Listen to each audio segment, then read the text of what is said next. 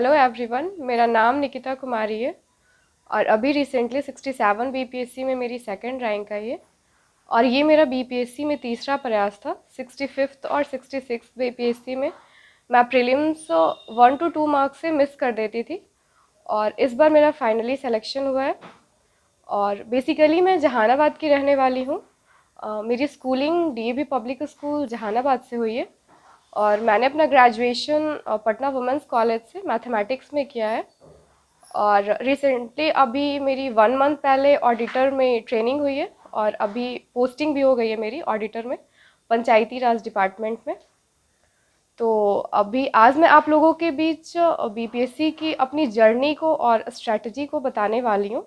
और सबसे पहले तो मैं ये एम्फेसाइज़ करना चाहूँगी कि मेरी स्कूलिंग बहुत अच्छे से हुई है। तो इस चीज़ के लिए मैं खुद को बहुत प्रिविलेज्ड फील करती हूँ कि स्कूलिंग अच्छे से हुई है, तो मेरा बेस बहुत स्ट्रॉन्ग था। तो बीपीएससी में इस वजह से चीज़ों को एनालाइज करने में और प्रिपरेशन करने में काफ़ी हेल्प हुआ है। मैं चीज़ों को ईज़िली कैच कर पाती थी। और स्ट्रैटेजी स्टार्ट करने से पहले मैं ये बताना चाहूँगी कि एग्ज़ाम को बिल्कुल भी कैजुअली मत लीजिए। आपका इंटेंट बहुत स्ट्रॉन्ग होना चाहिए एग्ज़ाम के प्रति।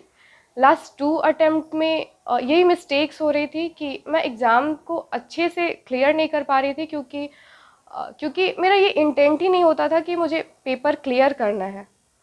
लेकिन 67 बीपीएससी में मैंने बहुत स्ट्रांगली ये फील किया था कि इस बार बस पेपर निकालनी है कैसे भी। और अपने इफ़र्ट्स अपनी तरफ से पूरे इफ़र्ट्स आप पुट कीजिए। ऑनेस्टली 1 to 2 ईयर्स अगर आप इस जर्नी को दे रहे हो तो आप उस चीज़ के प्रति ऑनेस्ट रहिए और बिल्कुल अपना बेस्ट दीजिए प्रिपरेशन में। और मैं ये भी कहना चाहूँगी कि रिवीज़न पे बहुत फोकस कीजिए, क्योंकि मेरा ये प्रॉब्लम था कि मुझे बस चीज़ों को पढ़ना अच्छा लगता था, मैं रिवीज़न नहीं करती थी, तो इस वजह से पेपर क्लियर नहीं हो पाते थे। और आपको ये चीज़ बिलीव करना होगा कि पेपर निकल जाते हैं अगर आप कंटिन्यूअस लगे रहते हो तो। और मैं ये भी कहना चाहूँगी कि ये जर्नी थोड़ी लंबी होती है, तो आप थोड़ा पेशेंस बना कर रखिए। और मैं इस प्रिपरेशन को स्टार्ट करना ही अपने आप में एक थोड़ा टफ टास्क होता है, क्योंकि हमारे यहाँ बिहार में होता है कि आप 1 to 2 ईयर्स में अगर आप ग्रेजुएट हो रहे हो तो लोग आपको बोलते हैं कि 1 to 2 ईयर्स में आपकी जॉब हो जानी चाहिए। पर मेरे लिए ये बिल्कुल भी पॉसिबल नहीं था। और मैं ये भी कहना चाहूँगी कि ये जर्नी थोड़ी लॉन्ग होती है, तो आपको इसमें सस्टेन करना होगा 2 to 3 ईयर्स में। मुझे याद है कि जब मैं ग्रेजुएट हुई थी तब तब मेरे लिए डिसीज़न ले पाना ही कि मुझे बीपीएससी की प्रिपरेशन करनी है, वही मेरे लिए बहुत ज़्यादा टफ था।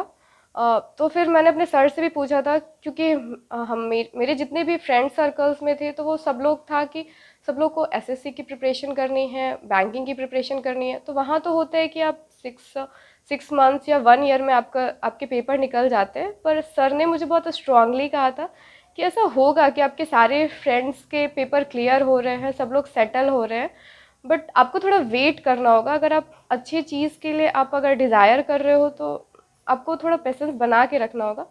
तो मुझे याद है कि मुझे 1 to 2 डेज़ में बस इसीलिए फ्रस्ट्रेट रही थी कि मैं बीपीएससी की प्रिपरेशन करूं या ना करूं। फिर मैंने जब एक बार डिसाइड कर लिया तो मैं फिर कहीं भी मैं स्विच नहीं हुई, मैंने कंटिन्यूअसली मैं 2 to 3 ईयर्स में लगी रही। और यही मैं कहना चाहूँगी कि आप पेशेंस बना के रखिए तो ये पेपर निकल जाता है। जब मैंने किया है तो आप लोग भी कर पाओगे। आज मैं आप लोगों के बीच अपनी बीपीएससी की स्ट्रैटेजी बताने वाली हूँ। तो बीपीएससी में मेनली 3 स्टेजेस होते हैं। प्रीलिम्स होता है, मेंस होता है और इंटरव्यू होता है। तो मैं सबसे पहले प्रीलिम्स से स्टार्ट करती हूँ। तो प्रीलिम्स को मैंने फिर 3 पार्ट्स में डिवाइड किया है। और सबसे पहले मैं आप लोगों को ये बताऊंगी कि प्रीलिम्स में मैंने कैसे प्रिपेयर किया या मैंने क्या क्या किया प्रीलिम्स क्लियर करने के लिए। और सेकेंडली मैं ये बताना चाहूँगी कि क्यों मेरे 65th और 66 बीपीएससी में मैं क्यों 1 या 2 मार्क्स से प्रीलिम्स को मिस कर देती थी। और थर्डली मैं ये बताना चाहूँगी कि अब तो प्रीलिम्स बहुत डाइवर्स हो गया है और बहुत थॉरो रीडिंग चाहिए आपको उसके लिए। तो उसको आप कैसे प्रिपेयर कर सकते हो और कैसे आप प्रीलिम्स को ईज़िली क्लियर कर सकते हो। और तो मैं प्रीलिम्स से स्टार्ट करती हूँ। प्रीलिम्स में मैंने मेरी प्रीलिम्स की जर्नी बहुत डाइवर्स रही है। स्कूलिंग अच्छे से हुई थी, तो मेरे बेस स्ट्रॉन्ग थे हिस्ट्री में, या फिर साइंस के जो भी पोर्शंस होते हैं, तो मेरे कंसेप्ट अच्छे थे। एक्चुअली मैं एकेडमिक्स में अच्छी थी, तो इस वजह से बीपीएससी में तो पहले प्रीलिम्स में यही होता था कि आप मतलब जनरल चीज़ें ही आती हैं जो आप 6 to 10 तक में पढ़ते हो, वही सारी चीज़ें आती हैं। और इसीलिए मैं कहती हूँ कि आपका स्कूलिंग अगर अच्छा हुआ है, तो अगर नहीं भी अच्छा हुआ है तो फिर भी आप बाद में मेहनत करके आप उसे कर सकते हो क्लियर। इसमें कोई प्रॉब्लम नहीं है, बट वहाँ पे थोड़ी हेल्प हो जाती है अगर आपके कंसेप्ट्स क्लियर होते हैं या अच्छे होते हैं तो। प्रीलिम्स के लिए मैंने अगर मैं बताऊँ तो प्रीलिम्स के लिए मैंने हिस्ट्री में मैंने प्रतीक नायक सर की वीडियो देखी थी। वो मृणाल सर के चैनल पे अवेलेबल है। वहाँ से मैंने मुझे समझ नहीं आ रहा था कि मैं कैसे प्रिपरेशन स्टार्ट करूँ, तो पहले मैंने वो वीडियो प्रॉपर सारे वीडियोस मैंने देखे थे, सारे प्लेलिस्ट मैंने देखी थी। उसके बाद फिर राजीव अहीर की हिस्ट्री के स्पेक्ट्रम की बुक आती है मॉडर्न इंडिया में, उसको मैंने बहुत अच्छे से कवर किया था। और एंशियंट और मिडाइवल इंडिया के लिए मैंने एनसीईआरटी पढ़ी थी। वो भी मैं 1 to 2 रीडिंग ही कर पाई थी, क्योंकि मतलब ये होता है कि कहा जाता है कि आप सारी चीज़ों को आप कवर करो, बट उसे इम्प्लीमेंट कर पाना थोड़ा टफ हो जाता है। बट फिर भी मैंने 1 to 2 रीडिंग एंशियंट इंडिया और मिडाइवल इंडिया की जब मैंने जर्नी स्टार्ट की थी तब मैंने की थी। और यहाँ से हिस्ट्री हो गया। साइंस के लिए मैंने जनरल साइंस पढ़ी थी लूसेंट की। स्टार्टिंग में तो मैंने कंबाइंड से पढ़ा था जनरल साइंस, हिस्ट्री, फिजिक्स और फिजिक्स, केमिस्ट्री और बायोलॉजी। लेकिन बाद में मुझे रियलाइज़ हुआ कि ये सफिशिएंट नहीं है, तो फिर उसके बाद मैंने जो जनरल साइंस की प्रॉपर बुक आती है तो वो मैंने पढ़ा था। उसके बाद फिर ज्योग्राफी के लिए मैंने एनसीईआरटी पढ़ा था 11th-12th की।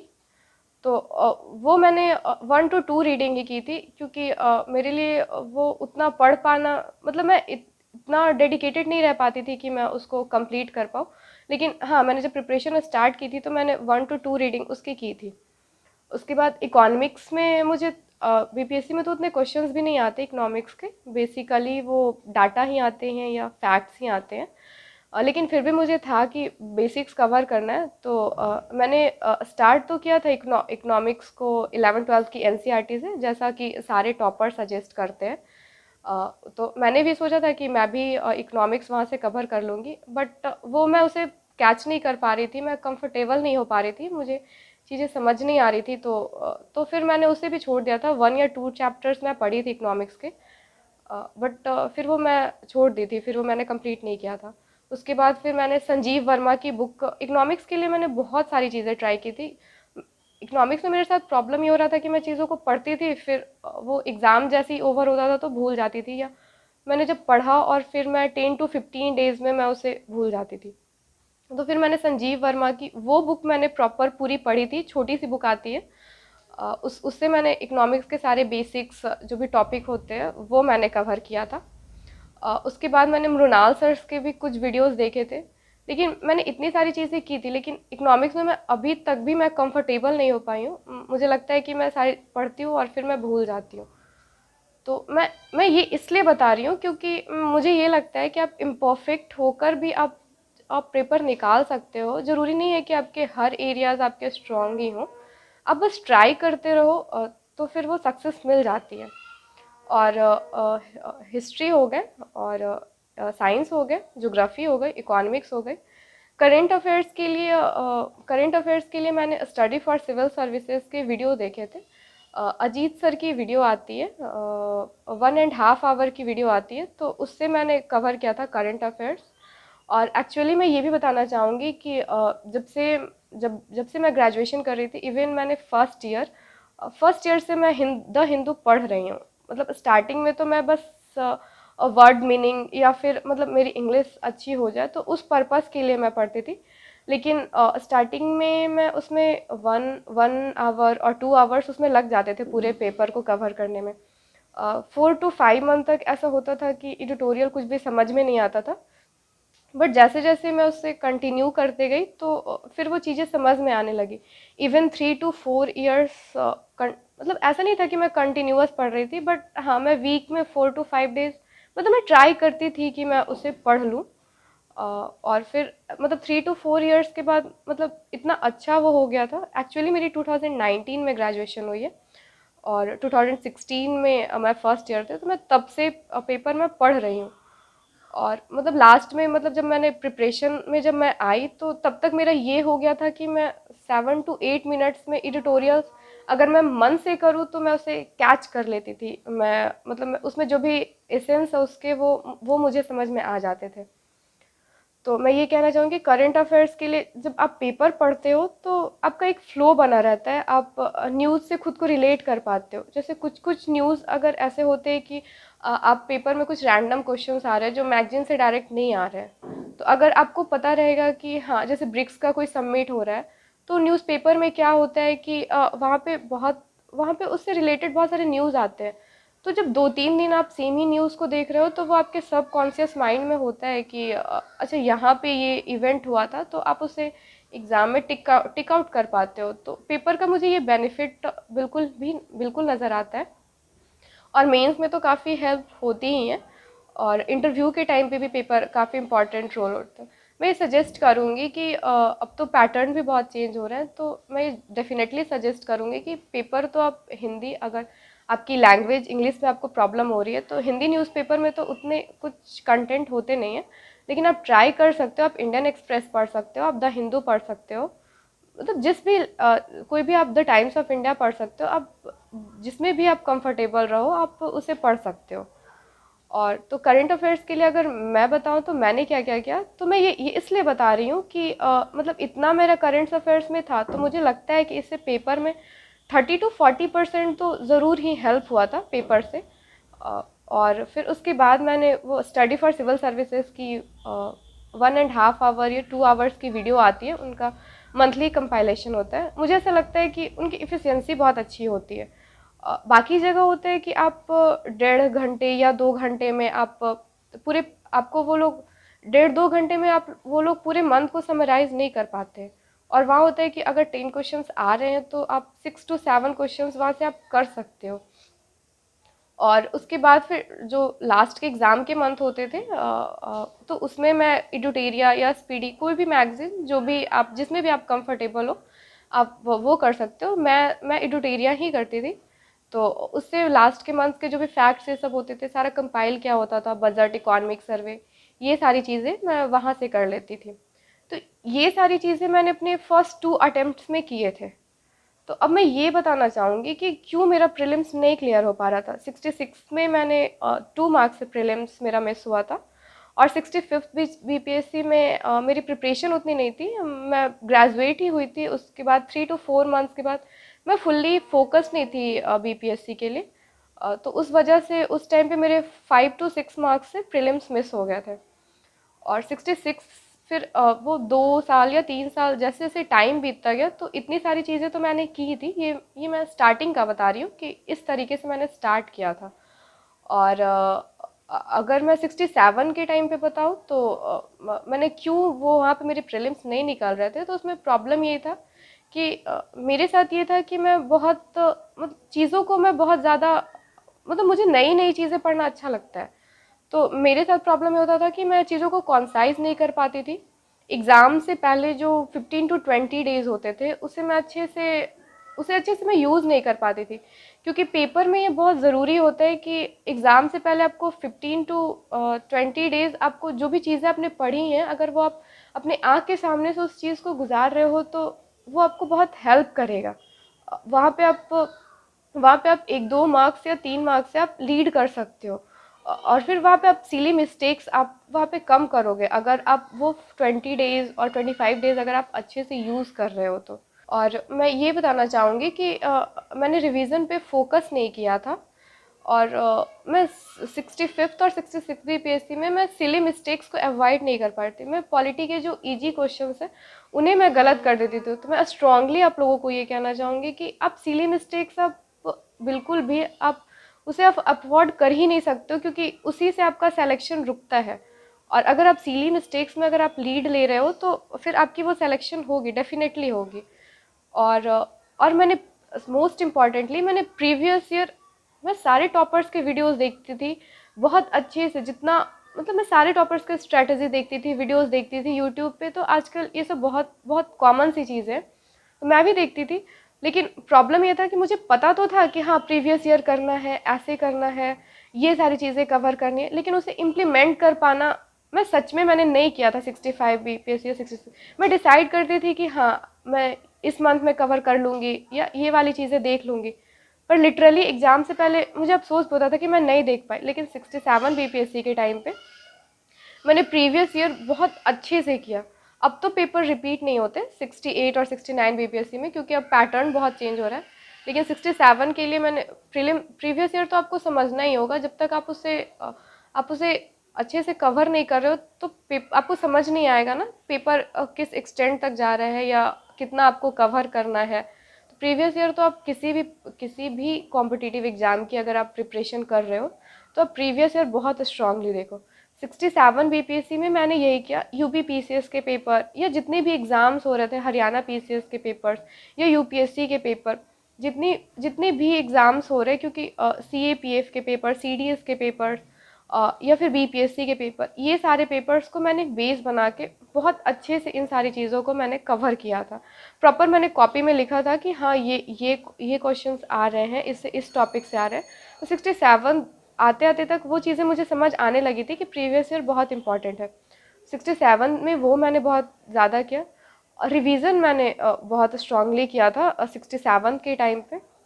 करंट अफेयर्स मैंने बहुत अच्छे से की। पहले होता था कि मैं मैगजीन्स पढ़ लेती थी, एक या दो रीडिंग ही बस पढ़ती थी, बट 67 के टाइम पे मैंने उसे 3 to 4 टाइम्स किया। मैंने अपने रिवीजन को बहुत इम्प्रूव किया। मेरे साथ वही प्रॉब्लम था कि मैं रिवीजन नहीं करती थी। और फिर मैंने इस चीज़ों को कॉन्साइज करने की भी कोशिश की। अगर मैं मॉडर्न इंडिया पढ़ रही हूँ तो मैंने पॉलिटी में लक्ष्मीकांत को मैंने पेपर से पहले रिवाइज़ किया, हिस्ट्री को भी मैंने मॉडर्न इंडिया को रिवाइज़ किया।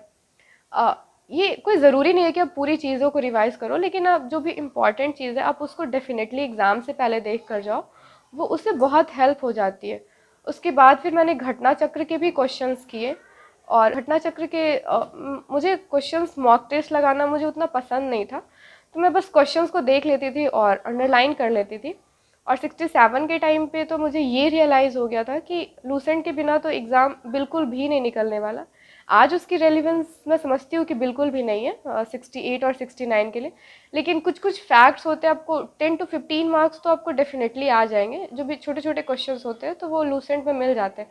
और 67 के टाइम पे मैंने लूसेंट बहुत बहुत ज़्यादा रिवाइज़ किया। मैं 2 to 3 टाइम्स उसके सारे टॉपिक, ज्योग्राफी के जो भी क्वेश्चंस थे या फिर हिस्ट्री में जो भी टॉपिक है या फिर साइंस का, मैंने बहुत अच्छे से लूसेंट को 67 के टाइम पे कवर किया था। मैंने जीएस पॉइंटर्स के भी क्वेश्चंस देखे थे। मैं ये बताना चाह रही हूँ कि प्रीलिम्स में बहुत डाइवर्स चीज़ें पढ़नी होती है। इसमें से मतलब मैंने जो भी अभी सारी चीज़ें बताई, उसमें ज़रूरी नहीं है कि आप सारी चीज़ों को कवर करो। मैं ये बताना चाह रही हूँ कि मैं इतना करते हुए भी मैंने पेपर क्लियर किया है, तो आप भी कर सकते हो। और अगर मैं अभी की स्ट्रैटेजी बताऊं तो अभी आप लोगों को क्या क्या करना चाहिए प्रीलिम्स के लिए, इसमें तो मैंने बहुत सारी चीज़ों को मैं अवॉइड कर सकती थी। मेरे बहुत टाइम वेस्ट हुए प्रीलिम्स में, मुझे ऐसा लगता है। चीज़ें अगर कॉन्साइज रहती या ऑर्गेनाइज रहती तो मैं मे भी थोड़ा पहले प्रीलिम्स क्लियर कर पाती और थोड़ा पहले मुझे सर्विसेज मिल जाते। बट ऐसा नहीं हो पाया, इट्स ओके। बट अभी हुआ तो मैं खुश हूँ, टोटली सेटिस्फाइड हूँ। और अब मैं बताती हूँ कि आप लोग को प्रीलिम्स के लिए क्या करना चाहिए, क्योंकि अभी पैटर्न बहुत चेंज हो रहा है। तो अभी आप यूपीएससी के प्रीवियस ईयर आप डेफिनेटली करके जाओ। हिस्ट्री में आप मॉडर्न इंडिया, स्पेक्ट्रम, आप डेफिनेटली ये सारी बेसिक चीज़ें आपको पढ़नी ही होगी। आप इसे नहीं कर रहे हो तो आप इसे आप अफोर्ड नहीं कर सकते हो। अगर आप नहीं करोगे तो नहीं निकलेगा पेपर। और आजकल इतना कंपटीशन है, आप कहीं पे आपको एक एक नंबर के लिए फ़ाइट करना होगा। मैंने किया है 67 में।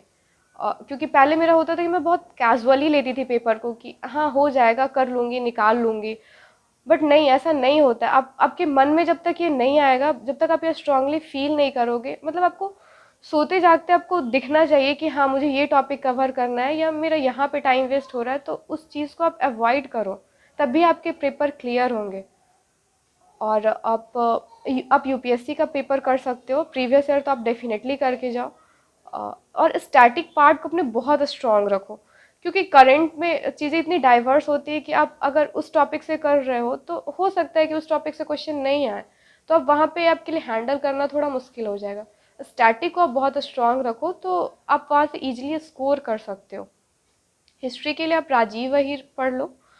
पॉलिटी के लिए लक्ष्मीकांत सफिशिएंट है। वहाँ से अब तो थोड़ा गवर्नेंस के भी क्वेश्चंस आने लगे, अब बेसिक क्वेश्चंस नहीं आ रहे, तो अब पॉलिटी के लिए लक्ष्मीकांत पढ़ सकते हो। साइंस में आप जनरल जनरल साइंस लूसेंट की वो पूरी बुक बहुत अच्छी बुक है, उसमें बहुत सारे फैक्ट्स हैं, उसे आप 2 to 3 टाइम्स डेफिनेटली आप पढ़ो।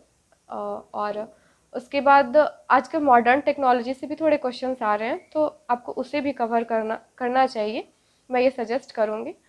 और इकोनॉमिक्स के लिए आप बेसिक्स देख लो। वनली आईएएस की भी जो बुकलेट आती है या कोई भी कोचिंग इंस्टीट्यूट की जो भी बुकलेट आती है, आप वहाँ से 7 या 8 टॉपिक होते हैं, तो आप उसे कवर कर सकते हो। वहाँ से इकोनॉमिक्स, तो वहाँ से इकोनॉमिक्स हो जाएंगे।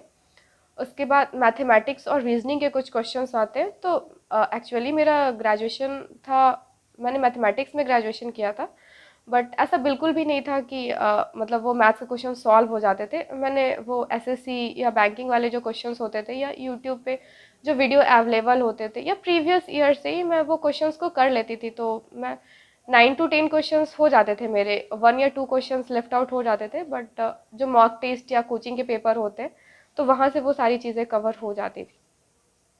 और उसके बाद आप ज्योग्राफी के लिए आप 11-12 की एनसीईआरटी आप डेफिनेटली पढ़ो। वहाँ से डायरेक्ट बिल्कुल स्टेटमेंट बेस्ड एनसीईआरटी से 10th 11th 12th की वहाँ से क्वेश्चंस आ जाते हैं, तो आपको उसे भी कवर करना चाहिए। और करंट अफेयर्स के लिए आप न्यूज़पेपर आप डेफिनेटली डेली पढ़ो, और आप कोई मैगज़ीन एग्ज़ाम से 1 या 2 मंथ पहले आप कवर कर सकते हो। और आप ट्राई कीजिए कि आप न्यूज़ को देखते रहिए, जैसे आप सोशल मीडिया या टेलीग्राम पे भी तो आप लोग पिक से शेयर करते हैं, तो वहाँ से भी जब आप फ्री टाइम में हो तो आप वहाँ से आप देखते रह सकते हो पेपर्स को। तो प्रीलिम्स की आपकी स्ट्रैटेजी ऐसी होनी चाहिए कि वो बहुत डाइवर्स होनी चाहिए, और मुझे ऐसा लगता है कि प्रीलिम्स ही एक बैरियर होता है, तो आप यहाँ पे कोई कमी मत करो। और अब तो निगेटिव मार्किंग भी होने लगी है प्रीलिम्स में, तो आप निगेटिव मार्किंग को कैसे हैंडल करना है, तो वो सारी चीज़ों पे भी आपको ध्यान देना चाहिए, और वो क्वेश्चन प्रैक्टिस करने से आ जाएगा। लास्ट मोमेंट पर मैं ये सजेस्ट करूँगी आप बहुत सारे क्वेश्चंस लगाओ। उससे क्या होता है कि आपका एक फ्लो बना रहता है एग्ज़ाम के टाइम पे, और एग्ज़ाम के दिन आप प्रीलिम्स में बिल्कुल कूल रहो। और मैं ये स्ट्रांगली कहना चाहूँगी कि आप ये बिल्कुल भरोसा रखो कि पेपर हो जाएगा, और आप मन में ये आने ही मत दो, या आप ये किसी को बताओ नहीं कि हाँ नहीं होगा अब मेरा प्रिपरेशन। आपकी जैसी भी प्रिपरेशन है, अगर आपने एफर्ट लगाया है तो पेपर निकलेंगे। अब मैं आप लोगों को अपनी मेंस की जर्नी बताती हूँ। एक्चुअली मैंने मेंस की प्रिपरेशन 66 बीपीएससी के टाइम पे स्टार्ट की थी। और उस टाइम पे मुझे मेंस पे बिल्कुल भी कुछ भी आइडिया नहीं था। मुझे ये लगता था कि 4 पेज में कैसे मेंस को कवर करेंगे, या फिर 4 पेज में हम आंसर्स को कैसे लिखेंगे। अब तो शॉर्ट आंसर्स भी आ रहे हैं, बट 50 मार्क्स के अब क्वेश्चंस रहते हैं मेंस में, तो वही एक टफ टास्क हो जाता है कि स्टार्ट कैसे करना है। तो मैं अपना बताती हूँ कि मैंने कैसे स्टार्ट किया था। एक्चुअली मैंने मेंस में और मुझे ऐसा लगता है कि मेरा मेरा मेंस पार्ट बहुत स्ट्रांग था, तभी इतनी अच्छी रैंक आ पाई है, क्योंकि मैंने बहुत सिस्टमैटिक और बहुत बहुत प्रिसाइज होकर मैंने मेंस पे वर्क किया था। तो मैं बताती हूँ मेंस की, तो आप लोगों को थोड़ा क्लियर हो पाएगा कि मेंस में कैसे करना है। सब मैंने अपनी प्रिपरेशन स्टार्ट की थी। एक्चुअली मुझे कुछ भी नहीं आता था, जब मैंने स्टडी फॉर सिविल सर्विसेज का ही मैंने कोर्स परचेज़ किया था। मेंस के लिए उन लोग की वो आंसर राइटिंग की कोर्स चलती है, 60 डेज़ की, 50 डेज़ की, वो लोग प्रीलिम्स होता है उसके बाद वो लोग कोर्स लॉन्च करते हैं। तो 66 के टाइम पे भी मेरे अच्छे मार्क्स बन रहे थे, तो मैंने सोचा था कि इस बार तो प्रीलिम्स हो ही जाएगा, तो मेंस तो देना ही है इस बार। बट वहाँ मैं 2 मार्क्स से मिस हो गई थी, तो इट्स ओके मेरी वो, बट वो प्रिपरेशन मेरी बहुत हेल्प की थी आगे। तो वहाँ क्या होता था कि सर मॉर्निंग में क्वेश्चंस देते थे, और हमें उसे नेट से सर्च करके या फिर कहीं से भी आप आंसर उसे सर्च करके आप सर को सबमिट करना होता था। उसके बाद फिर रात में हमें फीडबैक मिल जाती थी विद इन 24 आवर्स में, और सर वॉइस मैसेज में या फिर कॉपी चेक कर कर वो आंसर्स दे देते थे। तो वही स्टार्टिंग में तो मुझे समझ नहीं आता था कि कैसे लिखना है, बट थोड़ा था प्रैक्टिस और टॉपर्स के थोड़े कॉपी देखे थे, तो उस वजह से थोड़ा था आइडिया कि हाँ, मतलब जो भी क्वेश्चंस होते थे मैं उसको डायरेक्ट गूगल पे डालती थी और फिर उसका मैं आंसर्स लिख लेती थी। उसके बाद 15 to 20 डेज़ में क्या हुआ कि जब मुझे फीडबैक मिलते रहे तो चीज़ें थोड़ी इम्प्रूव होने लगी। मैं थोड़ा ऑर्गेनाइज होकर आंसर्स लिखने लगी और मुझे ये रियलाइज़ होने लगा कि क्या क्या चीज़ें ऐड करनी है या क्या क्या चीज़ें ज़रूरी नहीं है, इरेलीवेंट है, तो उसे मैं अवॉइड करने लगती थी। जब सर फीडबैक दे देते थे उसके बाद रात में हमें एक मॉडल आंसर्स भी मिल जाता था, तो उस मॉडल आंसर से मैं क्या करती थी कि जो भी मेरे पॉइंट मिसिंग्स होते थे तो उसे मैं ऐड ऑन कर लेती थी अपनी कॉपी में। और इस वजह से लगभग 60 डेज आते आते तक मेरे बहुत सारे मेंस के टॉपिक कवर हो गए थे, हिस्ट्री के या फिर पॉलिटी के, या फिर इकोनॉमिक्स के। ये सारे पेपर 60 डेज में बहुत सारे टॉपिक कवर हो गए थे। लेकिन हुआ क्या था कि 2 मार्क्स से मेरे प्रीलिम्स मिस हो गया था, तो मैं वहाँ पे मेंस नहीं दे पाई थी। 67 बीपीएससी के टाइम पे मैंने क्या किया था कि जैसे ही मेरा हुआ कि अब प्रीलिम्स इस बार हो जाएगा, तो फिर मैंने जो भी टॉपिक्स सिलेबस से मैंने बहुत एक्सटेंसिवली मैंने उसे नोट्स प्रिपेयर किए थे खुद के, जितने भी टॉपिक आ रहे हैं।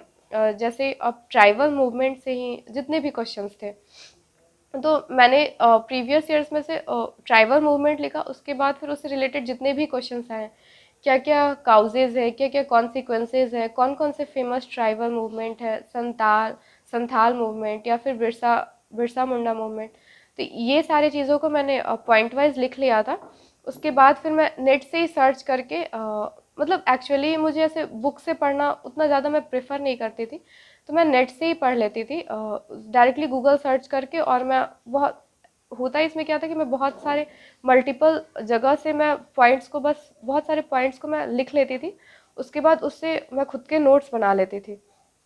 और जैसे महात्मा गांधी, अगर हम महात्मा गांधी का ही मेंस में टॉपिक ले रहे हैं हिस्ट्री में, तो वहाँ पे मैं क्या करती थी कि महात्मा गांधी के जो भी जैसे सोशल एंड कल्चरल उनके थाट्स हैं, या फिर एजुकेशन पे उनके जो भी व्यूज़ हैं, या फिर कास्ट को लेकर जो भी उनके व्यूज़ हैं, या फिर नेशनलिज्म को लेकर जो भी व्यूज़ हैं, तो इन सारी चीज़ों को मैं नेट से ही करके मतलब एक्सटेंसिवली मैंने प्रॉपर नोट्स बनाए हैं।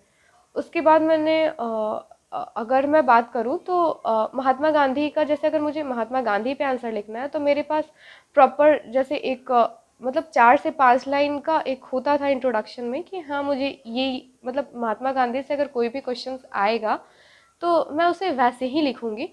तो ये मेरे पास प्रिपेयर्ड था। कंक्लूज़न का भी मेरे पास लास्ट का कुछ लाइन प्रिपेयर्ड था कि हाँ मैं अगर मैं आंसर्स लिखूंगी तो मैं एंड इसी से करूँगी।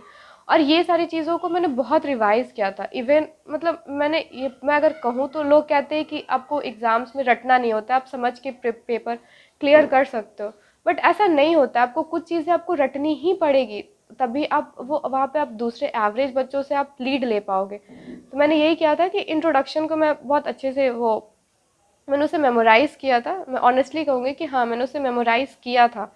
और कंक्लूज़न भी मेरा प्रिपेयर्ड था। तो अगर महात्मा गांधी से कुछ भी क्वेश्चंस क्यों ना आ रहे हो, मैं उसी से स्टार्ट करूँगी और फिर मैं उसी से एंड करूँगी। और मेरा ये था कि मैं आंसर्स को बहुत अच्छे से मोल्ड कर लेती थी। मतलब मेरे पास अगर 4-5 पॉइंट्स हैं, तो अगर किसी भी टॉपिक से आ रहे हैं तो मेरी ये थी मतलब मेरी ऐसी क्वालिटीज़ थी कि मैं उससे मोल्ड कर लेती थी। जैसे मुझे याद है कि रविंद्रनाथ टैगोर पे मतलब 67 बीपीएससी में ह्यूमनिज्म पे क्वेश्चन आया था। तो उस टॉपिक को मैंने अच्छे से कवर नहीं किया था, लेकिन जब एग्ज़ाम में मैंने क्या किया कि रविंद्रनाथ टैगोर पे एजुकेशन और नेशनलिज्म पे उनके पॉइंट्स मेरे पास थे, तो मैंने उसी के बेसिस पे वो 4 क्वेश्चंस लिख लिए थे। और एग्ज़ाम में ऐसा होता है कि आप जैसे प्रिपेयर कर रहे हो, आप वैसे पेपर्स नहीं आते, आपको कुछ ना कुछ मोल्ड करना ही पड़ेगा। और अब तो पेपर भी बहुत डाइवर्स आने लगे। जब जब तक आप ये क्वालिटी डेवलप नहीं करोगे कि आपको कैसे आंसर्स को मोल्ड करना है, तो आप अच्छा परफॉर्म ही नहीं कर पाओगे, आप अच्छे से उसे लिख ही नहीं पाओगे। तो ये चीज़ें थी। और मैं ये भी बताना चाहूँगी कि मैंने कैसे आंसर्स को अपने इम्प्रूव किया था। हिस्ट्री के लिए मैंने ये किया था कि मतलब मैं सारे टॉपिक्स का लगभग 17 to 18 टॉपिक्स है, उसे मैंने लगभग उसे मैंने 18 टू 20 डेज़ में मैंने उसे कवर किया था सारे टॉपिक्स को। और अगर फिर उसके बाद GS1 में सेकेंडली ये स्टैटिक्स के पोर्शन आते थे। तो स्टैटिस्टिक्स के लिए मैं 2 DI डेली बना लेती थी, और मैं रिलीजियसली उसे एग्ज़ाम से पहले मैं 1 to 2 मंथ्स पहले मैंने उसे बनाया है। मैं प्रॉपर उसे कॉपी पे लिखती थी और लैंग्वेज के साथ उससे मैं बनाती थी। तभी आप एग्ज़ाम में उसे आप 15 मिनट से 20 मिनट्स में आप उस चीज़ को कवर कर पाओगे। और होता क्या है कि लोग शॉर्टकट में बना लेते हैं, फिर एग्ज़ाम में आप टाइम मैनेज नहीं कर पाओगे, ये आपको प्रॉब्लम होगी। तो इस चीज़ को आप ध्यान रखने के लिए आप प्रॉपर, जैसे आपको एग्ज़ाम में परफॉर्म करना है, आप वैसे पूरी प्रैक्टिस करो, तो ये आपके लिए बेटर होगा। स्टैटिस्टिक्स के लिए आप कोई भी बैंकिंग या SSC की कोई भी बुक आती है, आप उससे DI को कवर कर सकते हो, तो उससे ईजिली हो जाते हैं। और GS1 में और करंट अफेयर्स के भी सेक्शन होते थे। तो करंट अफेयर्स के लिए लोग, ऐसा होता है कि विजन IAS की मैगजीन्स पढ़ते हैं मंथली, बट मैं इन चीज़ों में कंफर्टेबल नहीं रहती थी, मुझे रैंडमली चीज़ें पढ़ना अच्छा लगता था। तो मैं ये बताना चाहूँगी कि आप, मतलब आप अनऑर्गेनाइज्ड भी हो, आप रैंडमली भी प्रिपरेशन कर रहे हो, तो आप, अगर आप फोकस्ड हो और अगर आप थोड़ा एग्ज़ाम ओरिएंटेड अगर आप कर रहे हो, तो आप पेपर निकाल सकते हो, नो डाउट। क्योंकि ज़रूरी नहीं है कि सबकी जर्नी स्मूथ ही होती है। आप इम्परफेक्ट होकर भी आप चीज़ों को कवर कर सकते हो, आप अच्छी रैंक ला सकते हो। तो करंट अफेयर्स के लिए मैं ये बताना चाहूँगी कि मुझे विजन के मैगज़ीन्स पढ़ने अच्छे नहीं लगते थे।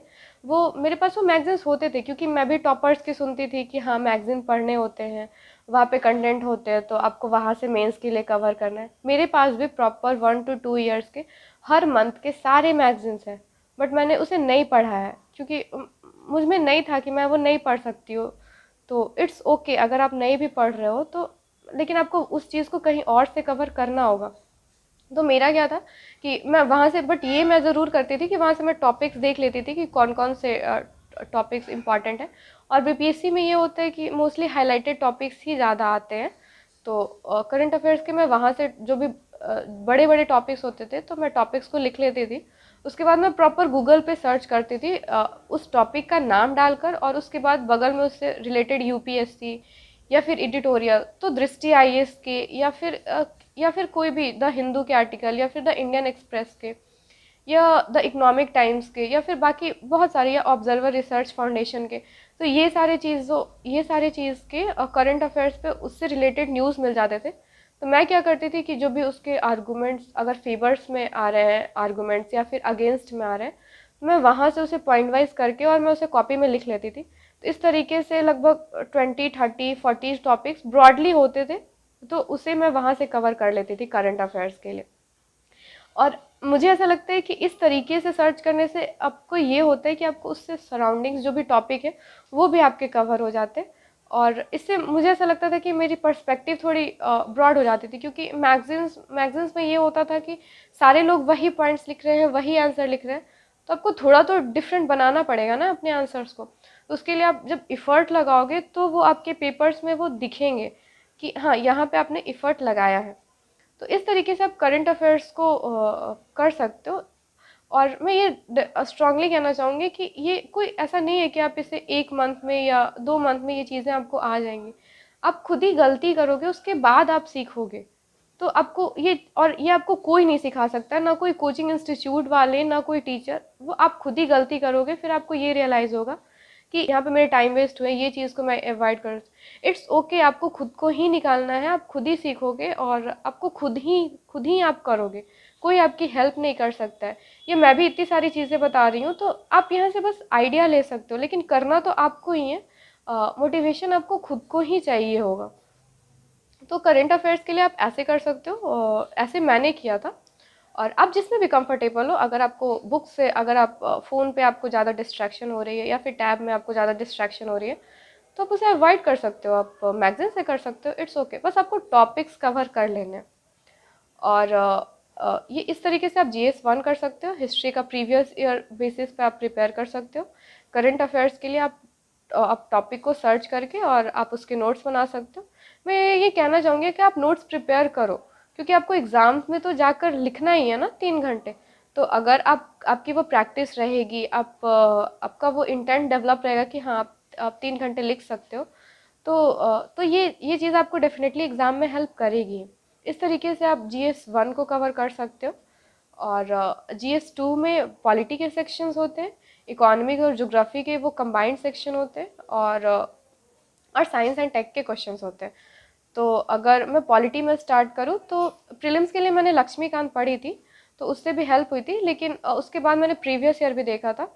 और उसके बाद मेरा क्या था कि जो भी अगर प्रेम्बल के टॉपिक हैं, या फिर फंडामेंटल राइट के टॉपिक है, या फिर फंडामेंटल ड्यूटीज़ के टॉपिक है, तो स्टैटिक्स के कुछ पॉइंट्स मेरे पास थे, या फिर कोई भी सुप्रीम कोर्ट की जजमेंट है, या फिर कुछ भी फैक्ट्स है, तो पॉलिटी में वो सारी चीज़ें मैंने लिखे थे कॉपी में कि हाँ, अगर फंडामेंटल राइट से अगर कुछ भी क्वेश्चंस आ रहे हैं, क्वेश्चंस तो डाइवर्स होते हैं ना, लेकिन टॉपिक तो वही होता है, फंडामेंटल राइट्स या फिर प्रियम्बर या फिर फेडरलिज्म पे या फिर सेंटर स्टेट रिलेशंस पे।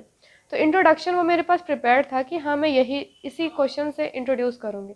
और ऐसा होता है कि आप बहुत सारी चीज़ों को लिख लेते हो, और फिर लेकिन ये प्रॉब्लम कहाँ पे आती है कि आप एग्ज़ाम में उसे रिप्रोड्यूस नहीं कर पाते हो। तो मैं ये कहना चाहूँगी कि आप कम चीज़ों को ही पढ़ो मेंस के लिए। प्रीलिम्स में आप बहुत सारी चीज़ें पढ़ सकते हो, नो डाउट, बट मेंस के लिए आप बहुत लिमिटेड रखो अपने प्रिपरेशन को, बहुत कम चीज़ों को पढ़ो। लेकिन आप ये इंश्योर करो कि आप वो एग्ज़ाम में आप उस चीज़ को उतार रहे हो, आप एग्ज़ाम में जाकर उस चीज़ को लिख पा रहे हो। तो ये बहुत मैटर करता है मेंस में, क्योंकि उसी पे मार्क्स मिलते हैं। अगर आप जनरल आंसर्स लिखोगे तो फिर वही होंगे कि जैसे एवरेज मार्किंग हुई है, तो आपकी भी वैसे ही मार्किंग हो जाएगी। और अगर आप प्रिपेयर्ड लिख रहे हो, तो मुझे ऐसा लगता है कि वहाँ पे आपको अच्छे मार्क्स मिलेंगे, क्योंकि हम लोग हम मतलब इतने अच्छे नहीं है कि हम लोग का खुद का वो इनर इनर आ रहा है कि इतने अच्छे अच्छे पॉइंट्स खुद से ही हम लोग क्रिएट कर रहे हैं। हमने तो कॉम्पिटिटिव एग्जाम्स के लिए प्रिपरेशन करना है ना, तो वहाँ पे तो आपको ऐसा नहीं होता है कि सारे लोगों में अच्छी क्वालिटीज़ होती है कि वो बहुत अच्छा ही लिख पाए। लेकिन अगर आपके पास कंटेंट रहेगा, प्रिपेयर्ड रहेगा, तो आप अच्छे से इंट्रोड्यूस कर पाओगे। तो इस तरीके से आप पॉलिटी को कर सकते हो। इकोनॉमिक्स और ज्योग्राफी के लिए मैंने वो परम आईएएस की बुकलेट पढ़ी थी, उनकी GS 2 की बुकलेट आती है। तो वो मैंने प्रॉपर टॉपिक पढ़े थे सारे, प्रोवर्टी के, पॉपुलेशंस के, या फिर ह्यूमन डेवलपमेंट इंडेक्स, ये सब, या फिर मल्टी डायमेंशनल पॉवर्टी, ये सब सारी चीज़ों को, या सस्टेनेबल डेवलपमेंट को, तो ये सब बुकलेट में ये सब टॉपिक होते, वहाँ से मैंने ये सारी चीज़ें कवर की थी। और वहाँ से पर मैंने ये किया था कि वहाँ पे जितने भी डाटा या फैक्ट्स थे, जैसे IMF के, या फिर वर्ल्ड पॉपुलेशन रिपोर्ट, मतलब जितने भी रिपोर्ट ये सब थी, वहाँ पे है, इनफ कंटेंट है। उन्होंने बुकलेट पे काफ़ी मेहनत किया है। तो इस चीज़ के लिए मैं डेफिनेटली थैंकफुल हूँ। वो बुकलेट काफ़ी अच्छी है परम आईएएस की। तो वहाँ से मैंने GS 2 कवर किया था पूरा, और साइंस एंड टेक भी मैंने परम आईएएस की बुकलेट से ही कवर किया था। वो मार्केट में भी ईजिली अवेलेबल है, या फिर कहीं पे भी आप जाकर उसे परचेज़ कर सकते हो, वो ईजिली मिल जाती है। या फिर अगर आप उसे परचेज़ नहीं कर रहे हो, तो आपको वो आप टैब में उसे पीडीएफ उसके टेलीग्राम पे ईजिली अवेलेबल है। तो वहाँ से आप बस पीडीएफ से, आपको करना क्या होता है, बस वहाँ से पॉइंट्स देख लेना है, फिर आप उसे कॉपी में नोट डाउन कर लो। फिर एग्ज़ाम्स में बार बार रिवाइज कर सकते हो। तो उस तरीके से आप GS 2 कर सकते हो।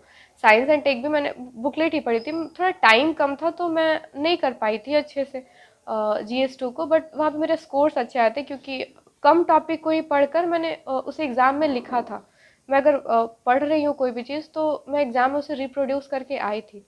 तो उस वजह से मुझे ऐसा लगता है कि मेरे GS 2 में इसी वजह से अच्छे मार्क्स आए हैं।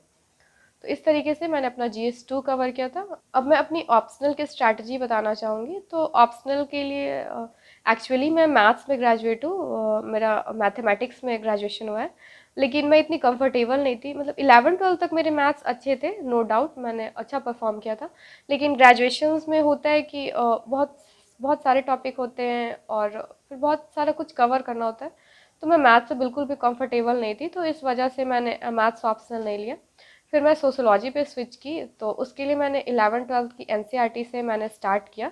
वो कुछ चीज़ें समझ आ रही थी, कुछ नहीं भी आ रही थी। तो इस वजह से मैंने सोचा कि मैं थोड़ा गाइडेंस ले लेती हूँ। तो स्लीपी क्लासेस के भी मैंने काफ़ी वीडियोस देखे थे। और फिर मैंने IS गुरुकुल, प्रणय अग्रवाल सर की क्लासेस है, तो वहाँ मैं बस 3 मंथ्स के लिए मैं दिल्ली गई थी। वहाँ से मैंने ऑप्शनल का क्लास किया था। और GS के लिए मैंने कोई कोचिंग नहीं की है।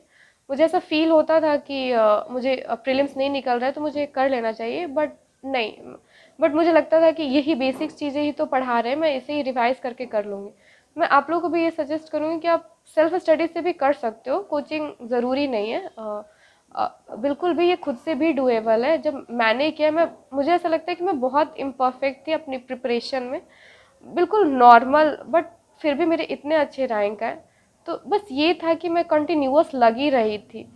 मतलब मैं अगर एक दिन भी वेस्ट कर देती थी तो मुझे सच में ये गिल्ट फील होता था कि आज मेरा वेस्ट हो गया या आज मैंने टाइम को यूज़ नहीं किया। तो इट्स ओके, आप कर सकते हो, आप सेल्फ स्टडी से भी डेफिनेटली कर सकते हो। तो ऑप्शनल के लिए मैंने वही 3 मंथ प्रणय अग्रवाल सर के पास क्लास किया था। बट मुझे ऐसा लगता है कि वो 20 to 30% बस बेसिक्स मेरे वहाँ से अच्छे हुए थे, क्योंकि सर लोग तो मेनली यूपीएससी के लिए पढ़ाते थे, तो मतलब वो बीपीएससी के लिए उतना वो रेलिवेंट नहीं था। उसके बाद मैंने बीपीएससी के लिए जो भी प्रीवियस ईयर आए हुए थे सारे टॉपिक को, जैसे मैंने जीएस 1 में किया था उसी तरीके से मैंने यहाँ भी, अगर कोई भी टॉपिक है, अगर रिसर्च डिज़ाइन है या फिर कॉमन सेंस या फिर सोशोलॉजी का रिलेशन, इकोनॉमिक्स या हिस्ट्री, ये सब के साथ, तो इन सारी चीज़ों को मैंने चैप्टर वाइज और उसके बाद वो टॉपिक डिसाइड करके मैंने प्रॉपर सारे क्वेश्चंस मैंने लिखे हैं कॉपी में। मैं मेरे साथ एक और बच्चे पढ़ते थे, तो हम लोग दोनों ने मिलकर वो पूरे टॉपिक को कवर किया था। तो वहाँ पे प्रॉब्लम ये आती थी कि वो नहीं लिखते थे उस आंसर्स को, बट मैं उसे पूरे कॉपी में लिखती थी। या फिर अगर मैं बुक से ही पढ़ रही हूँ, अगर उस पूरे को कॉपी में लिख पाना पॉसिबल नहीं है, तो मैं उसे बुक में अंडरलाइन करके वो पीडीएफ बना के मैं उसे सेव कर लेती थी कि जब भी मुझे एग्ज़ाम टाइम ज़रूरत होगा तो मैं उस तरीके से लिख लूँगी। तो इस तरीके से मैंने अपने ऑप्शनल के सारे टॉपिक्स कवर किए थे। और ये थोड़ा लॉन्ग प्रोसेस होता है, तो आपको थोड़ा पेशेंस बना के रखना पड़ेगा और आपको चीज़ों को करनी होगी। ऐसा नहीं है कि आप बस 4 टॉपिक कर रहे हो और फिर आप चैप्टर को बीच में छोड़ दे रहे हो, तो उससे एग्ज़ाम में क्लियर नहीं होंगे। आपको सारे टॉपिक्स आपको कवर करने हैं, तभी आप लीड कर पाओगे एग्जामिनेशंस में। तो इस तरीके से मैंने ऑप्शनल की प्रिपरेशन की और मैंने प्रॉपर सबके नोट्स बनाए थे। अब मैं अपनी इंटरव्यू की जर्नी को बताना चाहूँगी कि किस तरीके से मैंने इंटरव्यू की प्रिपरेशन की। तो एक्चुअली इंटरव्यू के टाइम पे मेरी ऑडिटर की ट्रेनिंग चल रही थी, तो मुझे बिल्कुल भी टाइम नहीं मिलते थे। बिल्कुल, मतलब वहाँ बीपार्ड में मेरी गया में ट्रेनिंग चल रही थी, तो शेड्यूल इतना टाइट होता था। सुबह के 5:30 बजे से लेकर रात के 7:30 बजे तक वो लोग हमें इंगेज रखते थे। बिल्कुल, ब्रेकफास्ट के लिए हमें 1 आवर दिया जाता था, लंच के लिए बस 1 आवर, और बाकी पूरे टाइम वो लोग हमें इंगेज रखते थे। तो मेरे लिए इंटरव्यू के लिए प्रिपरेशन करना थोड़ा टफ हो गया था। बट फिर भी जो भी टाइम्स मिलते थे, ब्रेक्स होते थे या फिर रात में ही मैं टाइम निकाल कर वहीं से, या फिर कोई टीचर्स अगर पढ़ा रहे हैं तो वहाँ पे अगर मुझे रेलिवेंट नहीं लग रहा है, तो मैं फिर वो खुद से नेट पे सर्च करके मैं वो क्लासरूम में मैं पढ़ते रहती थी।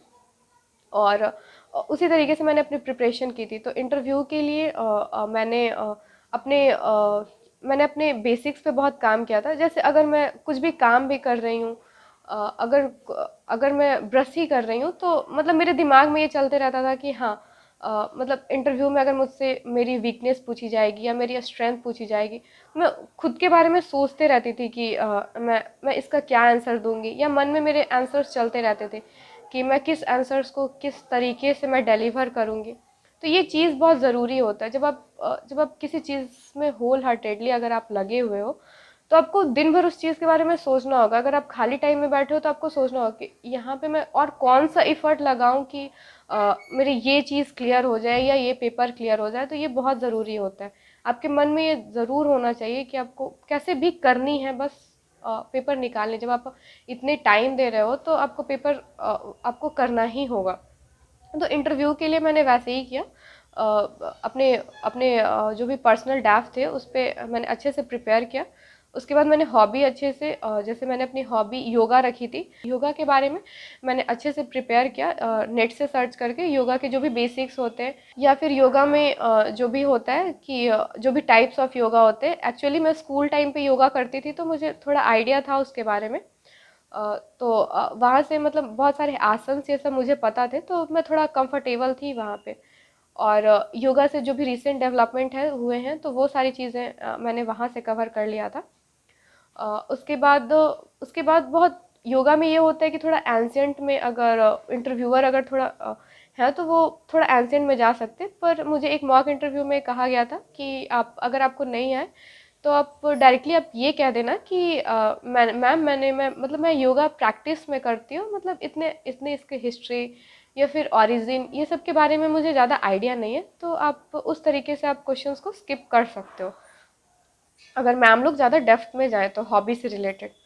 और उसके बाद फिर मैंने अपने ग्रेजुएशन के सब्जेक्ट्स पे, एक्चुअली मैंने ग्रेजुएशन में जो भी एग्ज़ाम्स के पर्पज से मैं ग्रेजुएशन में ज़्यादा पढ़ती थी, तो कंसेप्ट थोड़े क्लियर नहीं थे मेरे, मतलब मैथ्स में मैं कंफर्टेबल नहीं थी बहुत ज़्यादा। तो इस बार भी मैंने क्या किया था कि इंटरव्यू के टाइम पे भी मुझे ये लगा था कि ग्रेजुएशन के टॉपिक से पूछे जाएंगे, बट मेरे पास इतना टाइम नहीं था कि मैं उसे पूरे ग्रेजुएशन के टॉपिक को मैं एक्सटेंसिवली कवर कर पाती। तो मैंने क्या किया था कि मैं 11th-12th की जो भी मैथ्स की बुक थी, तो वहाँ से मैंने बहुत जो भी बेसिक से क्वेश्चन थे, सेट थ्योरी या फिर स्ट्रेट लाइन, ये सब के फार्मूला, अलजेब्रास के फार्मूला या फिर मेंसुरेशन के फार्मूला, जो भी बेसिक सी चीज़ें थी, मतलब मेरा ये था कि मैं एटलीस्ट बेसिक से क्वेश्चंस पे तो मैं गलती ना ही करूं, क्योंकि वो आपका बहुत ख़राब इंप्रेशन हो जाता है जब आप बहुत इजी क्वेश्चन अगर आप इंटरव्यू में डिलीवर नहीं कर पा रहे हो। और अगर मैंने ये सोच लिया था कि अगर मुझसे ग्रेजुएशन का पूछा जाएगा तो मैं कह दूंगी कि सर मैं इसे नहीं, मतलब मुझे आइडिया नहीं है या फिर मैं नहीं प्रिपेयर कर पाई हूँ। और उसके बाद मैंने ऑप्शनल को बहुत अच्छे से पढ़ा था। ऑप्शनल के लिए मैंने वो नितिन सांगवान की जो बुक आती है, तो उसे मैंने प्रॉपर जो भी टर्म थे सारे, वो सारे मैंने देखे थे। अ, उसे मैंने रीड कर लिया था, और फिर मैं ये क्या करती थी कि अगर मैं कोई भी टर्म, अगर जैसे बिलीफ ही क्या होता है सोशोलॉजी में, या सोशोलॉजी को डिफाइन ही कैसे करना है, या फिर सोशोलॉजी से आप क्या समझते हो, तो ये अगर ये सारी चीज़ें, तो मैं क्या करती थी कि मैं एक बार उसे पढ़ लेती थी, उसके बाद फिर मैं उसे मन में एक बार बोल लेती थी कि अगर मुझसे पूछा जाएगा तो मैं फिर उसे डिलीवर कर पा रही हूँ या नहीं, ये चीज़ को मैं इंश्योर करते थे। इंटरव्यू के लिए मैंने जो कुछ भी पढ़ा था, मैं उसे वापस से मैं उसे आंख बंद करके उसे रिपीट ज़रूर कर लेती थी, क्योंकि इंटरव्यू में ये ज़रूरी होता है कि आप कितनी भी चीज़ें पढ़ते जाओ, लेकिन जब आप उसे एक लाइन में बहुत प्रिसाइज होके अगर आप उसे नहीं डिलीवर कर पा रहे हो, तो फिर वो आपका इम्प्रेशन ख़राब हो जाता है। तो ऑप्शनल को मैंने बहुत अच्छे से प्रिपेयर किया था। और फिर एक्चुअली मैं ऑडिटर की ट्रेनिंग कर रही थी, तो मैंने ऑडिटिंग के बारे में भी काफ़ी डिटेल में पढ़ा था। और अगर मैं इंटरव्यू के टाइम का बताऊं कि मुझसे क्या क्या क्वेश्चंस पूछे गए थे, तो मैं ये बताना चाहूँगी कि इंटरव्यू में बिल्कुल नॉर्मल इंटरव्यू होता है, मतलब हम लोग ऐसा फील होता है कि बहुत टफ क्वेश्चंस, मुझे भी ऐसा लगता था जब मैंने प्रिपरेशन स्टार्ट किया था कि कैसे चार लोग बैठे रहेंगे और वो लोग क्वेश्चंस पूछेंगे, कुछ भी पूछ सकते हैं, इंटरव्यू का तो कोई लिमिट नहीं होता है ना। लेकिन मुझे ऐसा लगता है कि बहुत नॉर्मल होता है, वो बहुत बेसिक सी चीज़ पूछते हैं बस। स्टार्ट वो लोग ऐसे करेंगे कि आपने ग्रेजुएशन कहाँ से किया, कब किया, वो लोग आपको पहले कंफर्टेबल करते हैं, उसके बाद क्वेश्चंस पूछते हैं। तो मेरे से पहले वही मैथ्स से क्वेश्चन पूछा गया, तो मैथ्स में वो लोग इम्पटी सेट क्या होता है, या फिर यूनिवर्सल सेट क्या होता है, ए यूनियन ए क्या होता है, ए इंटरसेक्शन ए क्या होता है, तो ये सारी चीज़ें वो लोग बहुत बेसिक सी चीज़ मुझसे पूछे थे, और ये सब मैं बहुत बहुत अच्छे से ये सब मैं बता पाई थी। उसके बाद फिर सर दूसरे जब पैनलिस्ट के पास क्वेश्चन गया, तो वो कहते कि बहुत मैथ्स हो गया, तो अब सोशोलॉजी से पूछ लेते। सोशोलॉजी से भी उन्होंने मुझसे मैरिज की ओरिजिन, फैमिली की ओरिजिन, और गांधर्व विवाह कैसे होता है, ये सारी चीज़ें पूछी थी मुझसे। और आपको जॉइंट फैमिली पसंद है या न्यूक्लियर फैमिली पसंद है, तो ये सारी चीज़ें पूछी गई थी मुझसे इंटरव्यू में। और फिर पॉलिटी के कुछ क्वेश्चंस थे कि चीफ जस्टिस ऑफ इंडिया और चीफ जस्टिस ऑफ अमेरिका में क्या डिफरेंस है। तो इस तरीके से मैंने यही इंश्योर किया था, मैंने बहुत बार सॉरी भी बोला था, बट ये इंश्योर किया था कि मैं कॉन्फिडेंटली आंसर दे पाऊँ। ये तो मेरी जर्नी रही थी और स्ट्रेटजी रही थी कि मैंने क्या क्या फॉलो किया, या मैंने कैसे बीपीएससी को कवर किया, या फिर कैसे इस जर्नी को मैंने फॉलो किया सारे चीज़ों को। अब मैं ये बताना चाहूँगी कि ये इतना स्मूथ नहीं था जर्नी, मतलब मैंने बहुत सारी चीज़ें करी हैं 2019 के बाद 2023 तक। तो मैं ये सारी चीज़ें बस इसलिए बताना चाहती हूँ क्योंकि मैं ये चाहती हूँ कि आप लोग भी इंस्पायर हो पाए कि इम्परफेक्ट होकर भी सारी चीज़ों को हैंडल करते हुए भी आप पेपर को क्लियर कर सकते हो। इट्स ओके अगर आपको लग रहा है कि आपसे रिवीजन नहीं हो पा रही है, आप आप मॉक टेस्ट में कंफर्टेबल नहीं हो, तो आप दूसरे अल्टरनेटिव को फाइंड करो। आप वहाँ से कर सकते हो, डेफिनेटली कर सकते हो। मैं एक शॉर्ट समरी देना चाहूँगी मेरी 3 to 4 ईयर्स को, कि मैंने कितना इधर उधर एग्ज़ाम्स दिए हैं या पेपर दिए हैं, ताकि आपको ये आइडिया हो सके कि इट्स ओके, आप कर सकते हो क्लियर।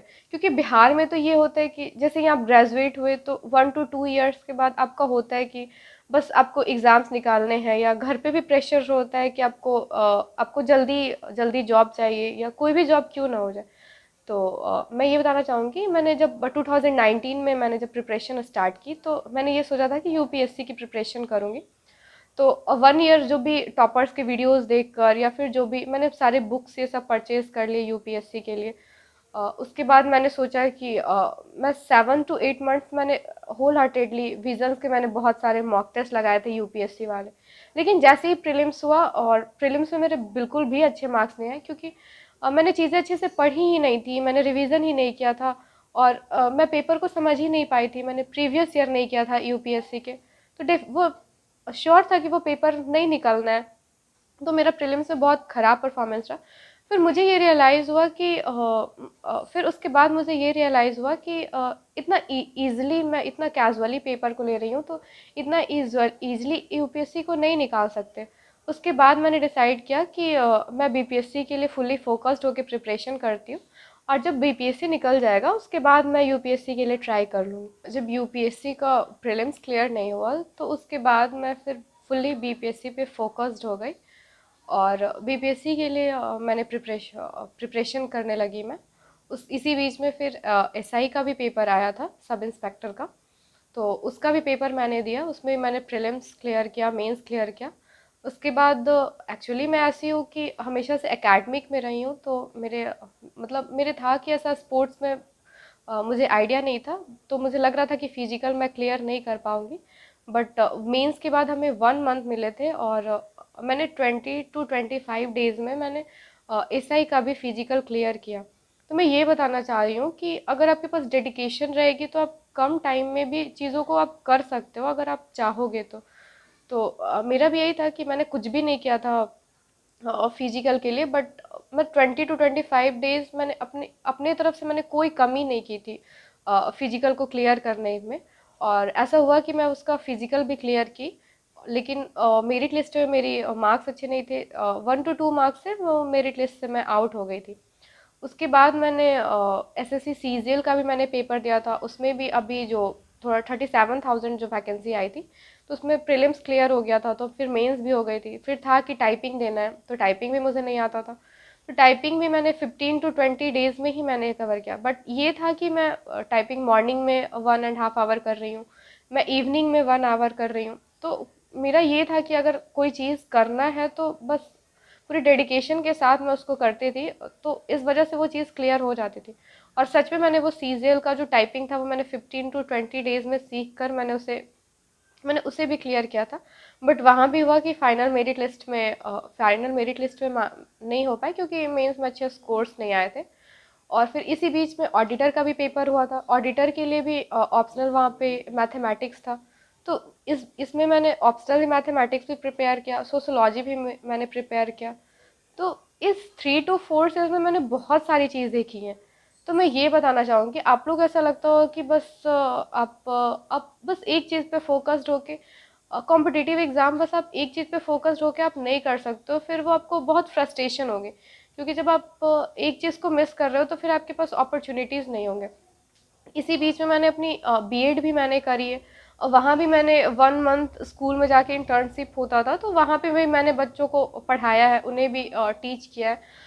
तो मैं ये कहना चाहूँगी कि आपको टाइम को मैनेज करना पड़ेगा। ऐसा नहीं होता है कि आप 3 to 4 ईयर्स आप बस सुबह से लेकर आप शाम तक आप बस प्रिपरेशन कर रहे हो, आप बुक रीड कर रहे हो, आप मॉक टेस्ट लगा रहे हो। इट्स ओके, आप 1 to 2 ईयर्स आप ऐसे कर सकते हो प्रिपरेशन। लेकिन जब तीसरा चौथा साल जब बीतने लगता है, तो आपको आपको अदर अपॉर्चुनिटीज़ आपको देखने ही पड़ेंगे, क्योंकि फिर आप अगर आपके पास बैकअप नहीं रहेगा, तो फिर वो लाइफ में बस फ्रस्ट्रेशन होगी। और मैं ये चीज़ स्ट्रांगली कहना चाहूँगी कि ये बस बीपीएससी ही नहीं होती है, आप और भी अपॉर्चुनिटीज़ देख सकते हो, आप वहाँ पे भी अच्छा परफॉर्म कर सकते हो।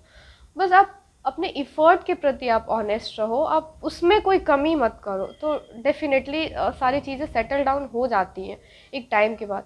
और मेरा भी ऐसा था कि मुझे भी बहुत फ्रस्ट्रेशन होती थी, इवन मतलब 67 आते-आते तक मेरा बिल्कुल भी मन नहीं होता था कि मैं पढ़ाई करूँ, बिल्कुल सैचुरेट हो गई थी, बहुत फ्रस्ट्रेशंस होती थी।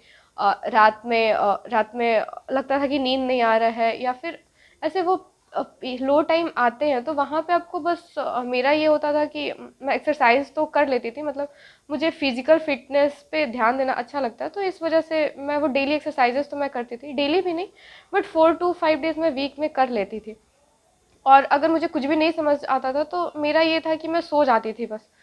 तो मैं ये भी कहूँ कि आपको कुछ ना कुछ या सॉन्ग सुन लेती थी या मूवी देख लेती थी, या कहीं बाहर चली जाती थी। मेरा 67 के टाइम पर जब मतलब जब मेंस था, तो मेरा ये था कि मैं शाम में भी घूमने चली जा, बस मैं वॉक करके चली आती थी बाहर। मतलब ऐसा रूम में आप खुद को पैक रखोगे तो फ्रस्ट्रेशन होती है, इट्स नॉर्मल। इतनी लंबी जर्नी होती है, आपको सस्टेन करना ही होगा या करना ही पड़ेगा, बट आपको खुद को ही फाइंड करना होगा। मतलब सबकी अपनी अपनी जर्नी होती है और फिर सबके अपने अपने हिकअप्स होते हैं, तो आपको उससे फाइट करनी ही होगी, तभी पेपर क्लियर होंगे। और लास्टली मैं डीकेटी को बहुत थैंकफुल करना चाहूँगी कि वो मेरी जर्नी को इतने अच्छे से कवर कर रहे हैं और मुझे मौका दे रहे हैं कि मैं अपनी जर्नी को बता सकूँ। और इससे अगर मैं इंस्पायर कर पाती हूँ लोगों के लिए, तो ये मेरे लिए बहुत अच्छी बात होगी कि मैं एक किसी के लिए इंस्पिरेशन बन पा रही हूँ, या किसी की जर्नी को मैं थोड़ा सिंप्लीफाई कर पा रही हूँ। और मैंने भी बहुत सारे टॉपर्स के वीडियोस देखे हैं, मुझे भी वहाँ से काफ़ी हेल्प हुई है नोट्स बनाने में, या फिर कैसे प्रिपरेशन स्टार्ट करना है या कैसे जर्नी स्टार्ट करनी है। बट मैं लास्टली ये कहना चाहूँगी कि जर्नी आपकी है, तो आपको ही चीज़ों को करनी होगी, कोई नहीं आपके लिए कर सकता है। ना कोचिंग इंस्टीट्यूट वाले, ना कुछ भी। आप बुक पे प्रॉपर आप बेसिक चीज़ों को कवर करो, अपने स्टैटिक पार्ट को स्ट्रांग रखो, और आप बेसिक चीज़ों को या फिर जो भी सिली मिस्टेक्स हो रहे हैं वो सारी चीज़ों को आप अवॉइड करो, और अच्छे से प्रिपरेशन करो, पेपर निकलता है। और मन में ये डेफिनेटली आप भरोसा रखो कि हो जाएंगी एक दिन चीज़ें, और नहीं भी होंगी तो अदर ऑप्शंस हैं, आप वहाँ पे लाइफ आप इजीली जी सकते हो।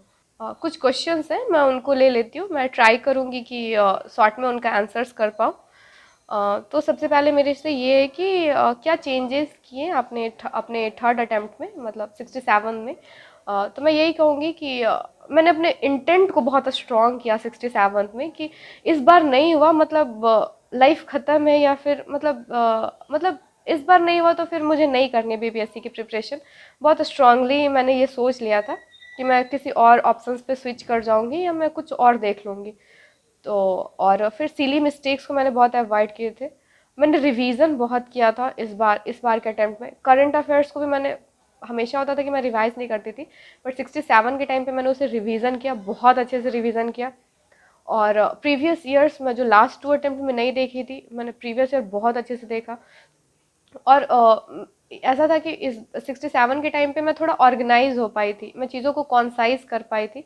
और जो लास्ट के 15 to 20 डेज होते हैं, वहाँ पे मैंने मतलब अपने आँख के सामने से सारे फैक्ट्स या फिर जो भी इंपॉर्टेंट चीज़ें, उसे मैंने सच में गुजारा था, उसे मैंने किया था। तो इस वजह से मुझे लगता है कि 67 में मेरे प्रीलिम्स क्लियर हो पाए।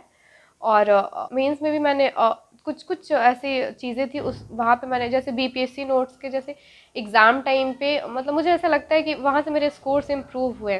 जैसे बीपीएससी नोट्स में सर एग्ज़ाम से पहले टेलीग्राम पे एक चैनल है, वहाँ पे वो आंसर राइटिंग होती है।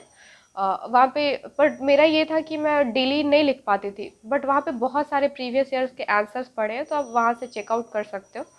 और वहाँ पे था कि एग्ज़ाम से पहले सर 7-8 कुछ करंट अफेयर्स के कुछ टॉपिक सर पॉइंटर्स डाले थे मेंस के लिए। तो मैंने क्या किया था कि वो पॉइंटर्स को मैंने प्रॉपर मैं एग्ज़ाम में लिख कर आई थी। जैसे जी मौर्यन आर्ट का कोई क्वेश्चन था, तो वहाँ पे मैंने ये ऐड किया था कि जैसे G20 समिट में बिहार के कुछ हेरिटेज वाले जो भी साइट्स हैं उनको सेलेक्ट किया गया G20 में इल्यूमिनेट करने के लिए। तो उस चीज़ को मैंने मॉडर्न आर्ट में मैंने लास्ट के आंसर्स में उसे ऐड किया था। या फिर एक हेल्थ से रिलेटेड क्वेश्चंस आए थे, तो उसमें ये था कि मुझे उस क्वेश्चंस के बारे में कुछ भी नहीं आ रहा था, लेकिन वहाँ पे था कि मैं फैक्ट्स ऐड करके आई थी, जैसे मुजफ्फरपुर का पॉल्यूशन में हाईएस्ट है, या फिर अनीमिया में बिहार का 50% से ज़्यादा है वुमेन जो है वो अनीमिया से ग्रसित है। तो ये सारी चीज़ें मुझे लगता है कि स्कोर इम्प्रूव करने में काफ़ी हेल्प हुआ था इस वजह से।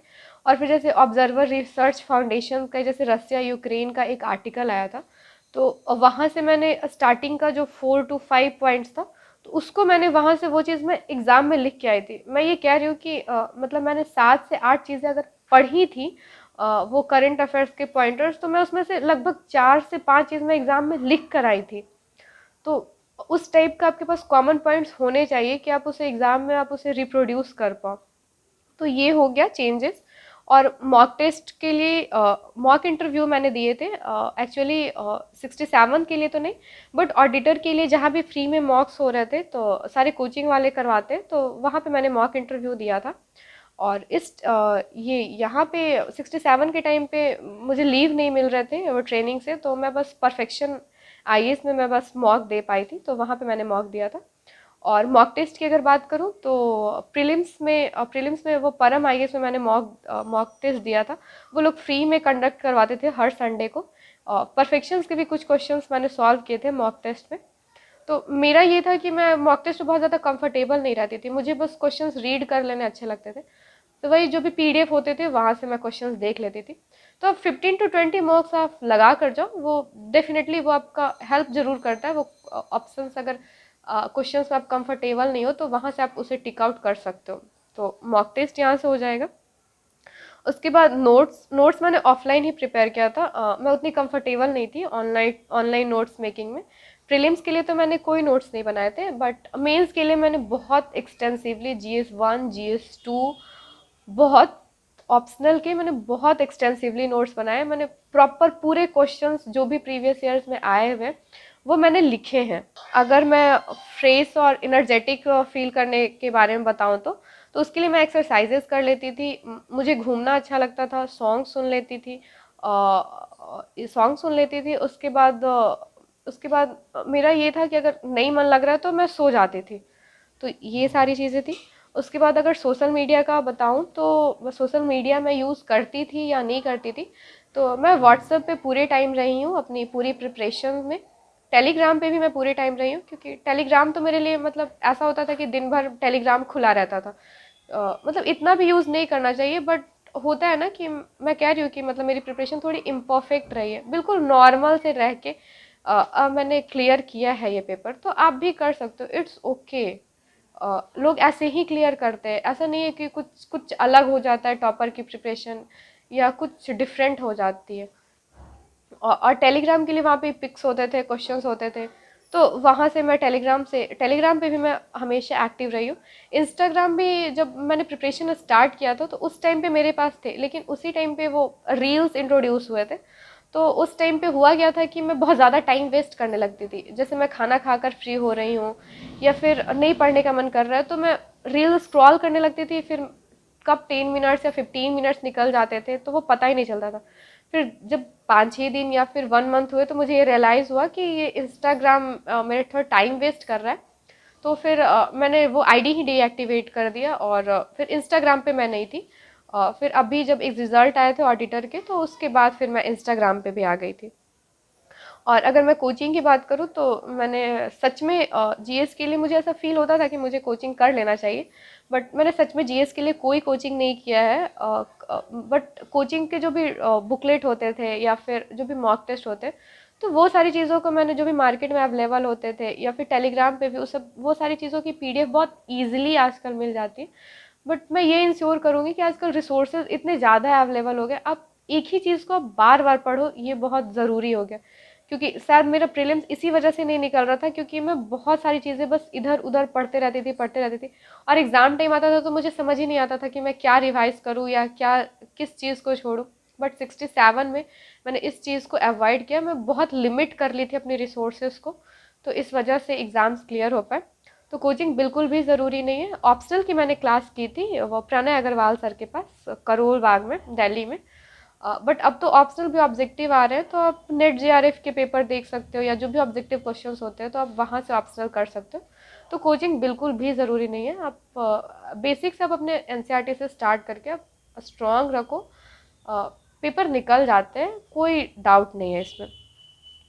और बस इतने ही क्वेश्चन है। और अगर टाइम मैनेजमेंट की बात करूँ तो मेरा शेड्यूल्स में, मतलब मैं ऐसी हूँ कि मैंने रात में भी 2-3 बजे तक पढ़ा है, और मैं मॉर्निंग में तो मैं नहीं उठ पाती थी, हाँ, बट मैं मॉर्निंग में 6 बजे भी उठकर मैंने पढ़ा है।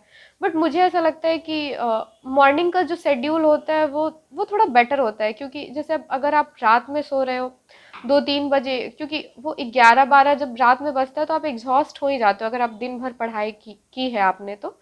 लेकिन अगर आप वही, लेकिन होता है क्या है कि आप सोते सोते आप 2-3 बज जा रहा है, उसके बाद आप मॉर्निंग में 9-9 बजे 8 बजे आप उठ रहे हो, और फिर होता क्या है कि अगर आप मॉर्निंग में लेट तक सो रहे हो तो फिर रात में होगा क्या कि आपको नींद नहीं आएगी, आपको 11-12 बजे तक नींद नहीं आएगी, तो फिर वहाँ पे थोड़ा प्रॉब्लम हो जाता है। तो फिर लास्ट के जो मेरे 1-2 ईयर्स थे प्रिपरेशन के, तो वहाँ पे मैं मॉर्निंग के टाइम को यूज़ करना मुझे ज़्यादा अच्छा लगता था। मतलब अगर मैं 5:30-6 बजे तक उठ जा रही हूँ, तो अगर आप 10-11 बजे तक भी अगर आप 4-5 घंटे अगर अच्छे से पढ़ ले रहे हो, तो आप सोचो कि आप कितना कुछ आप कवर कर ले रहे हो।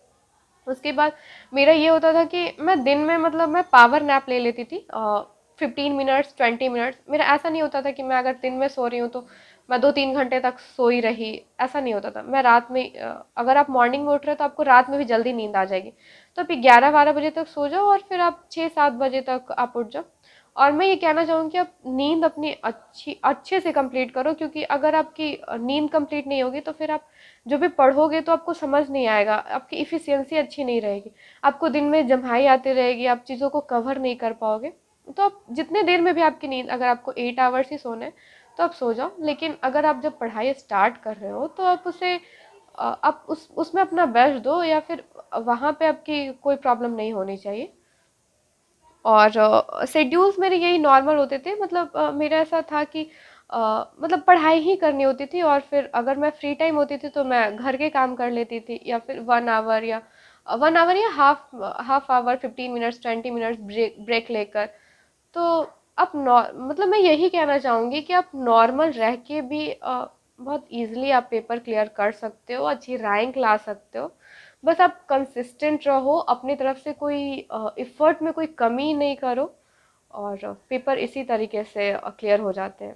और डीकेटी को मेरा बहुत सारा थैंक यू, मेरी जर्नी को इतने अच्छे से कवर करने के लिए। Thank you so much DKT.